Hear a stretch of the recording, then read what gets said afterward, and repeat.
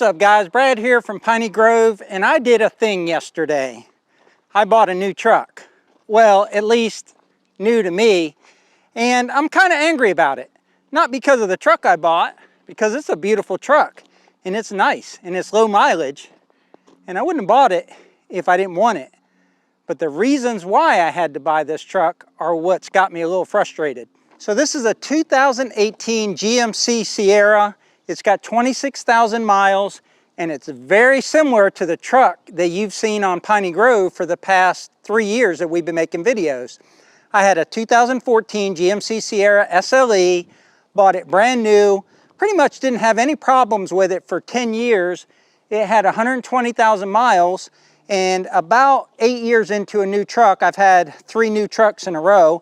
About the 8th year or so into it, I start looking and researching the truck that I want after that. And the problem was, I didn't want any new truck that's out there. Not because of the price, although the price is ridiculous for new trucks nowadays, but because of what the government is making automakers do to increase gas mileage on these trucks. I'm not going to go on a rant about electric vehicles. Ford tried the Lightning. I think that's out of production now. You got hybrid trucks out there. And electric just doesn't work for people like us that are property owners, that have homesteads, that deal with livestock, that deal with equipment. We need something that will tow and will go a long distance and not need to stop and get refueled by a battery. So we're not talking about electric vehicles. But what we're talking about is all the things that government has done to change the way automakers are making vehicles. And this is a 2018, from 2014 to 2018, Chevrolet or GM put a V8 5.3 liter Ecotec engine in this vehicle, and it had what's called active fuel management. And what that does is it shuts down 4 of your 8 cylinders when it's not needed. It's a V8 engine.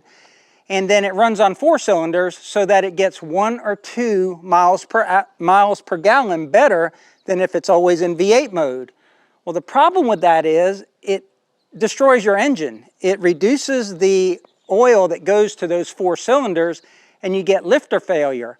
And because it's a relatively new concept, it's not a recall thing or a something that GM is willing to cover. So there's many trucks that should go 200, 300,000 miles that are having lifter failures that cost about $1,500. Now the truck I traded in didn't have that problem because I went out and bought what's called a AFM, or an active fuel management delete.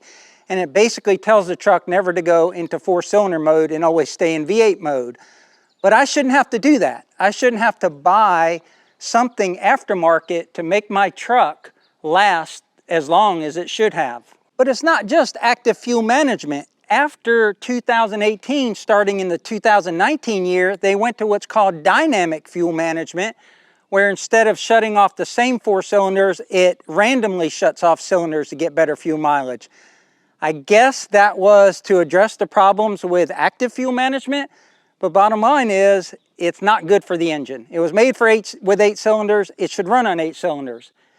Next, again, to meet mileage standards that the government is imposing on automakers, they made them go to higher geared transmissions. And by that I mean the truck that I had previously, the 2014, had a 6-speed transmission. This one has an 8-speed transmission, and now they come with 10-speed transmissions. And what they want is the engine to always be at the lowest RPM for the load that it's pulling, and that load could just be the truck itself. It doesn't necessarily have to be pulling a trailer, but that's more things to go wrong, and those transmissions are not proven. So in order to meet these mileage standards, we're messing with the engine by reducing the amount of cylinders that are pulling, we're messing with the transmission by adding more gears, and just making the truck in general more complicated. And this truck is an SLT, so that means it's fully loaded except for the next level of trim, which is called the Denali, and they are ridiculously expensive. So SLT means it's got heated seats, it's got cooled seats, it's got memory on the seats, it's got navigation, it's totally loaded, and I don't need that. What I want out of a truck, I want a V8, I want air conditioning, I want electric windows, and I want it to be reliable. But what manufacturers found is that they make a lot more money when they just put all the options in the truck, and they quit making the lower level models.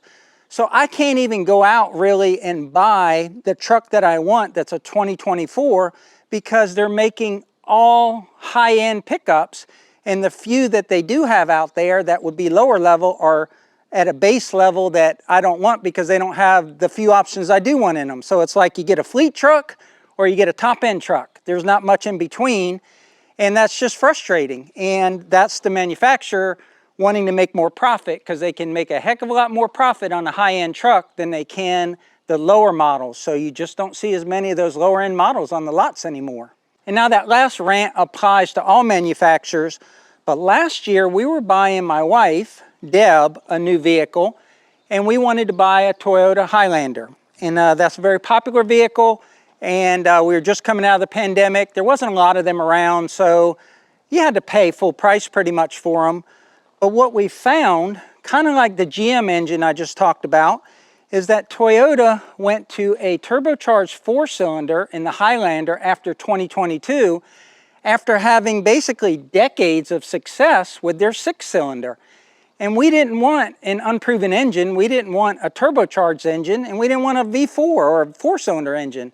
So we actually bought a 2-year-old vehicle with 9,000 miles on it and paid to ship it from Miami up to North Florida just so we could get that proven engine that might get a little bit worse gas mileage but will probably last 300,000 miles. And that's frustrating when it comes to trucks as well. And the reason that is frustrating is I wanted to buy a Toyota Tundra. I've had GMs for a long time. I've had a Ford F-150, which is America's best-selling truck. And I had one for 8 years, bought it brand new, sold it, it still ran good. I just personally didn't like it. Doesn't mean they don't make good vehicles. It's just me personally, I didn't like it. I didn't like it for the 8 years I owned it, and I got into a GM 10 years ago, and I loved it, and I've had this truck for one day, and I love it, but then again, it's very similar to my last truck. But I had committed myself because of the reliability of Toyota and all the research I had done buying Deb's Highlander last year. I had told myself I'm getting a Toyota Tundra. I don't need a 3/4 ton truck. A Tundra pulls almost as much as the GM, gets a little bit worse gas mileage, but their reliability is legendary. Well, in 2022, Toyota, and I just found this out about a year ago when I was doing research, they quit putting V8s in trucks. They had a tried and true, I think it's a 5.7 liter. I may get that wrong, I've never owned a Tundra. But prior to that, they had a different engine that was awesome. That I have a friend that has 270,000 miles as a daily driver on his Tundra.